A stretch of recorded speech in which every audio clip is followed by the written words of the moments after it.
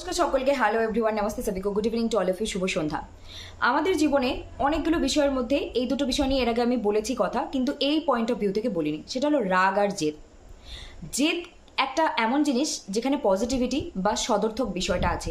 কারণ জেদ যদি ভালো হয়, জেদ যদি কার্যকর করতে পারে কেউ, জেদ যদি ভালো মানে পজিটিভিটি মানে যেটা সমাজের মানবিক কল্যাণে, নিজের কল্যাণে, নিজের পরিবারের কল্যাণে হয়, সেই জেদ যদি আমরা ধরে রাখি বা জেদ ধরে কাজ করি, তাহলে অবশ্যই সেখান থেকে শুধুমাত্র সুফল, সু সৃষ্টি, চিন্তা, সুবুদ্ধি, সুচিন্তা, সৃজনশীলতাই আসবে।